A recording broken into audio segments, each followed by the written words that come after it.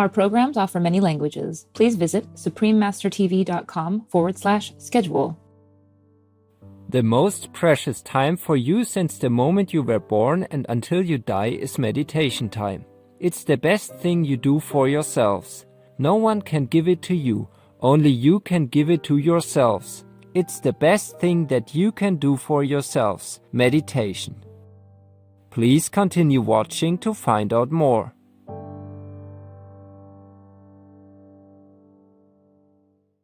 Welcome, open-hearted viewers. I'm Aleki.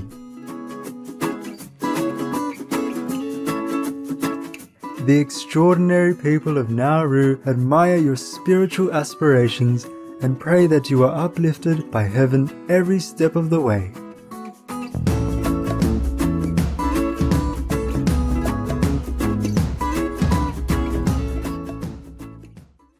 Supreme Master Ching Hai is highly gifted, multi-talented and fully enlightened master. She is also a world-renowned humanitarian, environmentalist, multi-talented author, artist, designer, musician, and a film director.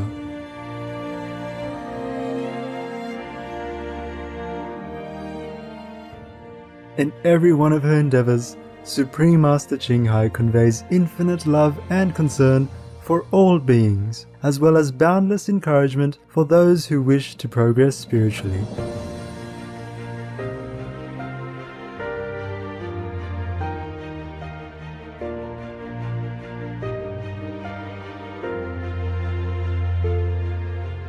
Supreme Master Ching Hai imparts the truth, as did the worshipped Shakyamuni Buddha, Lord Jesus Christ, venerated Lao Tzu, Prophet Muhammad, peace be upon him, Sri Guru Nanak, and many others.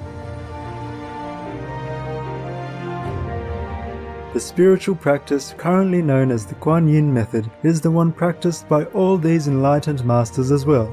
Thus, Supreme Master Ching Hai often reminds us of the similarities among all their great teachings.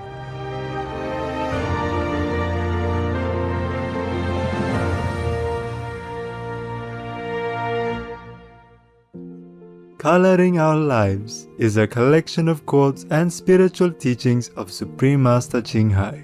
In response to the questions and concerns of truth seekers, Supreme Master Ching Hai provides insights that are both spiritual and practical.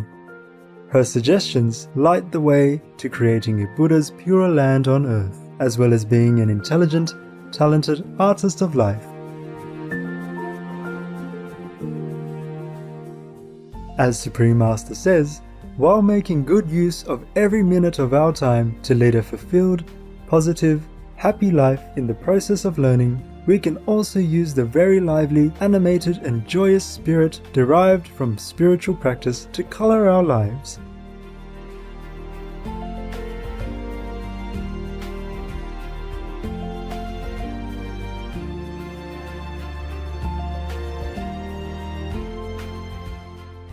Today we share with you the wise teachings of Supreme Master Ching Hai, in excerpts from her book, Coloring Our Lives.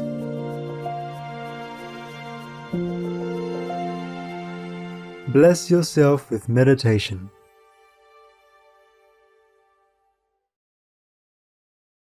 When we sit, we should relax.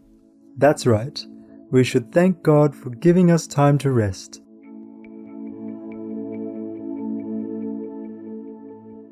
The other yoga schools usually refer to meditation as a time to relax.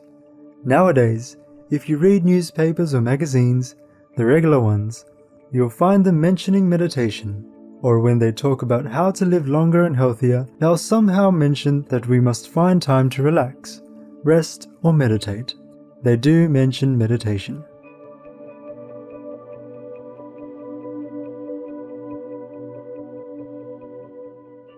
Meditation is very popular now. They don't say meditate to find God, but meditate to relax, to become healthier, feel better, live longer and be successful.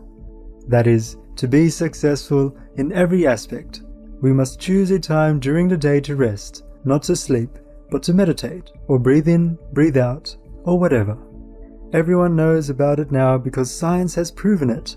If we choose a time during the day to rest or meditate, our bodies become healthier.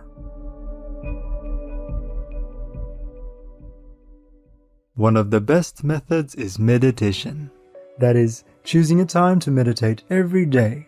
Now all the magazines mention this. Meditation has been accepted by science and people worldwide, so don't make it sound so painful. Like, oh God, I have to meditate now. Otherwise, I can't attend group meditation, or the contact person will say this and that. It's not like that. It's good for you. It's a time for you to treasure. We've worked all day, busily taking care of the world and others. So whenever we meditate, that's a time for us. We must love ourselves first. Love others, but also love ourselves. Whenever we meditate, at that time we concentrate all the treasure onto ourselves alone, in order to nourish our body and mind. It's not because I say this and that you have to meditate enough, otherwise this and that will happen. No, it's very good for you. The most precious time for you since the moment you were born and until you die is meditation time. It's the best thing you do for yourselves. No one can give it to you.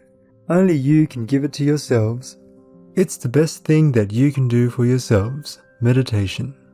While you do it for yourselves, others will naturally benefit as well. Your family, relatives, dogs and cats will also benefit. Trees and flowers will benefit too. I've already told you this.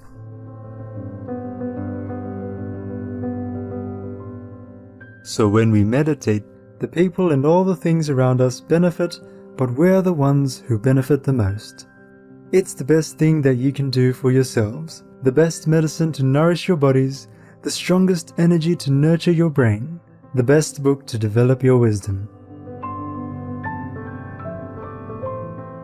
No matter how beautiful a car you have, how big a pearl you get, and no matter how expensive they are not as precious as the time you spend meditating for yourselves. That's the most precious gem in the whole universe that you can offer to yourselves. Like one initiate said, meditation is resting, nourishing ourselves, bringing in all the precious jewelry to beautify you.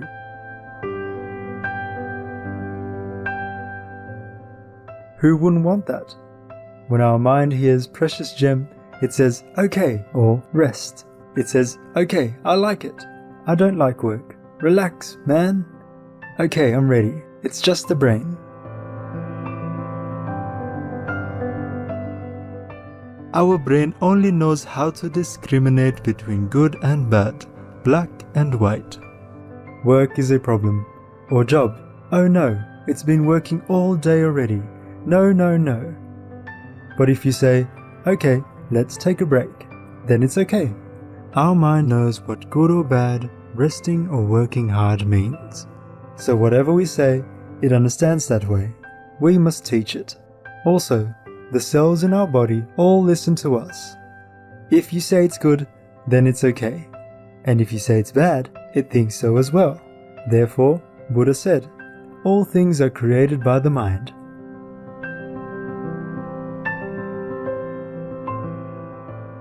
Our mind we must create. We must speak good things, think good things, and will change the negative to the positive. We teach the cells in our own bodies to think positively. Whatever good you think or speak, your mind, your body, and the millions and billions of cells in your body all listen to it immediately. That's why I say you are your own master. You don't need me. But you've forgotten how to teach yourselves.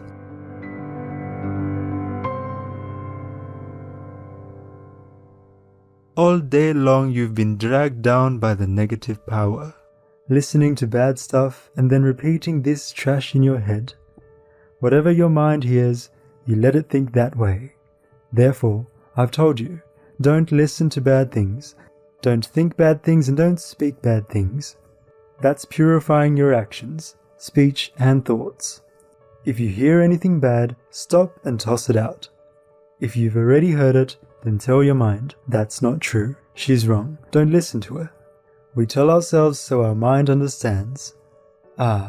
These things are false information. Toss them out, trash them. Because if we accept it, our mind will think this information is okay, so it'll record it, and later it will spit it out. All the good and bad things in our lives are created by us. We say good things and our mind takes them and thinks, okay, it's good. We speak bad things and our mind hears them and thinks, okay, it's bad. So, who else is our master but we ourselves?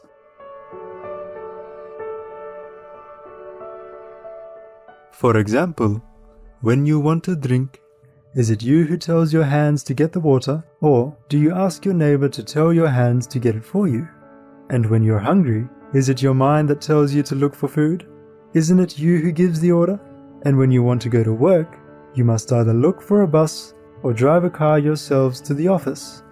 We're our own boss in everything.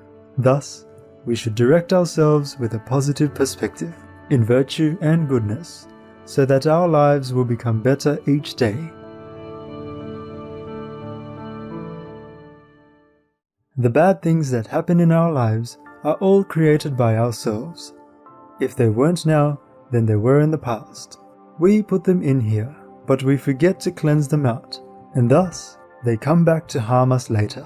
Therefore, don't blame anyone. From now on, whatever bad things you hear, you must tell yourselves immediately that this information is not true, is negative, is not good, and not beneficial to anyone or ourselves. Stop it.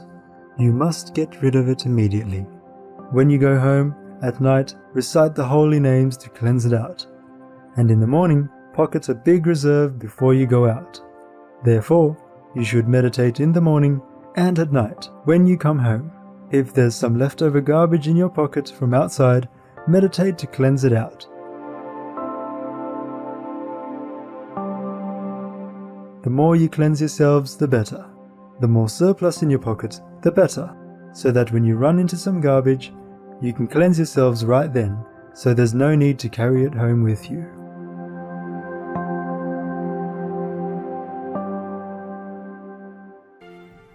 Taming the human brain.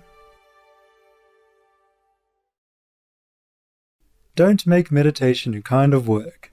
It's just a relaxation time. Tell your mind it has nothing to do, and to just sit there relaxing. And if you cannot sit too long, you can lie down and rest. Make it pleasant. You can put a flower in front and wear some nice clothes. Make it like a ceremony if it feels good. That's why some people put out incense, flowers, and all of that, just to please the mind. Whatever it takes to make your meditation pleasant, you can do it. Have fun. Or maybe lie down and rest. Meanwhile, concentrate here, at the wisdom eye.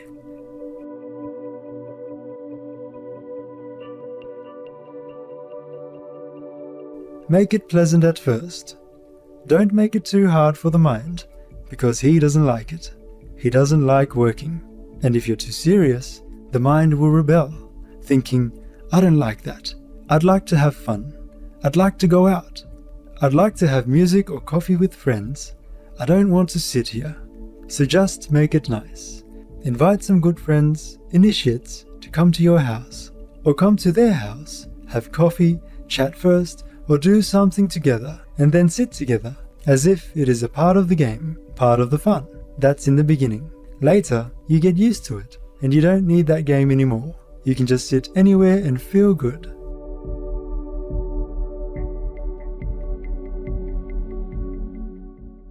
First, relax the mind.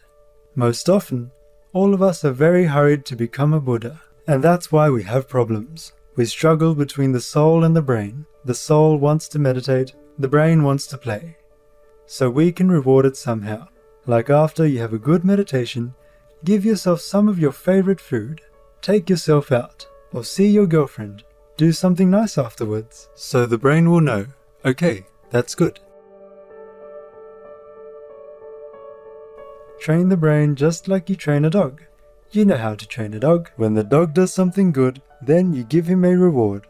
That's how he becomes better and better. Our mind sometimes is a troublesome thing. If you really sometimes don't feel like meditating, then just leave it. Don't force yourself too much. Just do something else, running or doing some exercise. And when you're tired, then you will like to sit down, and the mind will not make trouble. Actually, that is a problem when we are alone.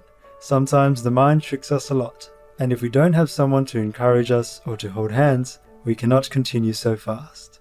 That's why we need a teacher and friends, fellow initiates. Then we can talk out the problem with them, and sometimes they help.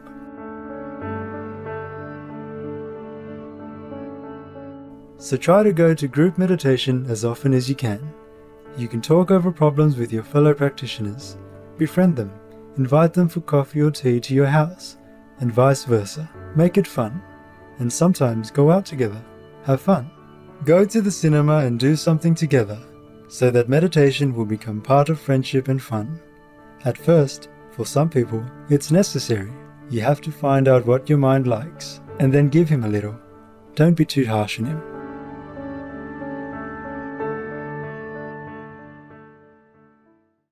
Some people don't need it.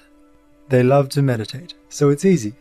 But even then, when we enter some stages of meditation, we sometimes get stuck there. We feel suddenly that we don't want to meditate anymore. We don't want anything like that. We've had enough with Buddhas, or enlightened beings, and things like that. But it's just temporary. Then later, when you have friends, you read some spiritual books and listen to some spiritual tapes, or even read some Buddha scriptures. Maybe that's going too far, but some contemporary books about life and death, about meditation, and about the experience of heaven by other people. And then you will be somehow more stimulated to want to have the same experience, and so you will make more effort.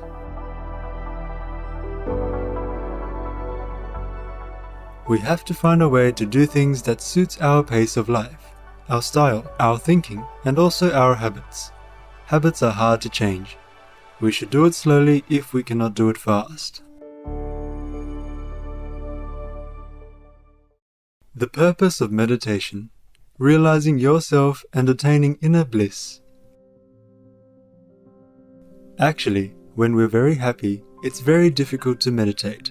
And when we're very miserable, it's also very difficult to meditate. That's why we always try to strike a balance in between, so we don't feel such extremes that we forget that the real happiness is inside. Truly, it is. Actually, if we truly rely on the inner happiness, then everything will come. Then we'll never be disappointed or have to rely on anyone. If someone comes, it's okay. Or if they don't come, it's okay. We don't feel so hurt or pained inside. So all the pain, sorrow and misery come not from the outside, not from other people. They come from our inner ignorance. We expect too much from everyone and everything, and then we are disappointed.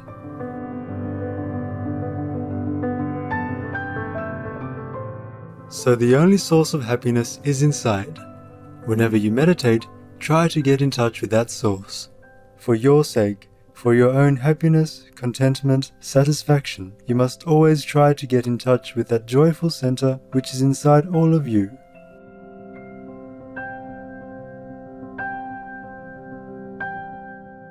That is where the master power is. That is where every miracle in the universe can manifest. That's all loving kindness. That's where all loving kindness is born. That's where all the virtues, beauty, and the truth lying dormant there for you to discover. Otherwise, sooner or later, we all die and go where? Who cares? At least when we're living, we must live a very worthwhile human life. We should be happy and be able to carry on our life in a joyful way, because that befits our dignity as a human being, as the top 10 of all the animals in this world. We're the top of physical creation. We don't know if we're the top of the universe yet, maybe not, but at least here, we're the top of creation. So we must carry on our life as dignified as a human being should be, and not be fearful of everything and stupid and in misery, especially when we have the treasure inside that we can always use.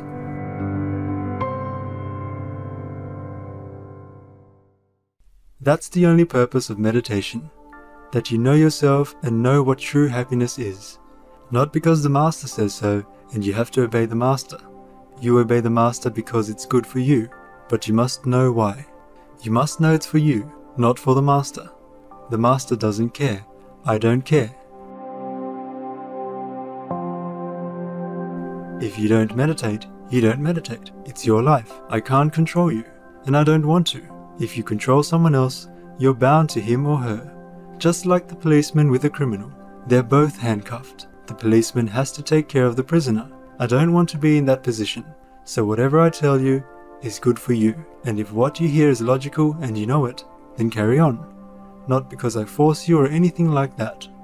It's an honor. It's a privilege. And it's the best fortune of our life to be able to know such a secret. It's not being forced. It's not a bargain. And it's not an obligation. It's the best of all privileges. The best of all luck. In thousands or millions of lifetimes, that we're being so easily shown such a door to liberate ourselves of all misery. So work on it. That's all there is to it.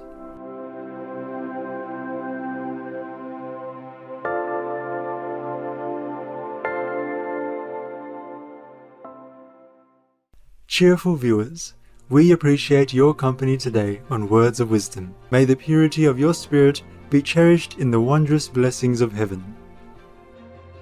Our programs offer many languages. Please visit suprememastertv.com/schedule and suprememastertv.com/WOW.